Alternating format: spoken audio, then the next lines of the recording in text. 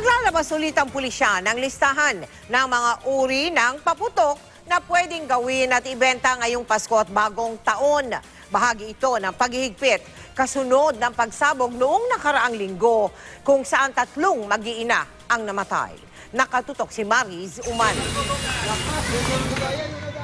Noong isang linggo lang nauwi sa trahedya ang pagsabog ng isang pagawaan ng kwiti sa Santa Maria, Bulacan. 3 magkakaanak ang nasawi sa insidente. Maraming iba pa ang sugatan.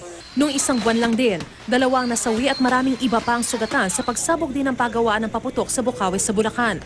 Dahil sa mga malalagim na insidenteng ito, mas naghihigpit ngayon ang PNP. Tulad ng mga nakaraang taon, ilalabas daw ng Bulacan PNP ang mga uri ng paputok na pwedeng ibenta ngayong Pasko at Bagong Taon. Depende raw sa dami ng pulbura o explosives content ang ipagbabawal at papayagan. Ang itinakdang bigat ng pulbura hindi raw dapat lumagpas sa 0.2 grams o hindi hihigit sa 1/3 ng isang kutsarita. Kung lagpas, kukumpiskahin.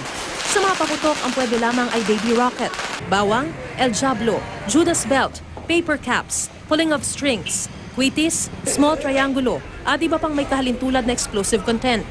Sa mga pyrotechnic devices naman, ang mga pinapayagan lang ay ang butterfly, fountain, lucis, Roman candle, mabuhay, sparklers, trompilyo, whistle, at iba pang kauring pailaw.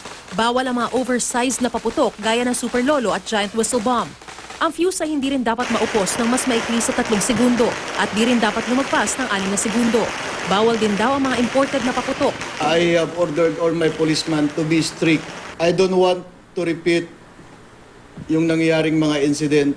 Otherwise, yung mga chief of police will be relieved if they will be found out remiss of their duty.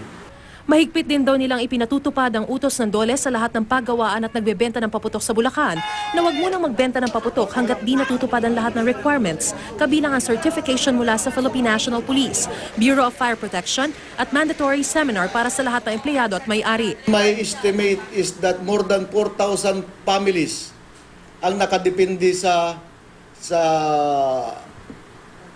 hanap buhay na yan sa firecrackers. But our primordial concern is the safety of lives and limbs of the people. Hanggat di ito natutupad, hindi maaaring magbukas o makapagbenta ang mga tindahan ng paputok. Sa buong Bulacan, aabot daw sa 35 ang manufacturer ng paputok, habang 132 ang dealer. Pero ayon sa DTI, 16 lang sa mga manufacturer ng paputok ang may PS mark. Mariz Umali, Nakatutok, 24 Oras.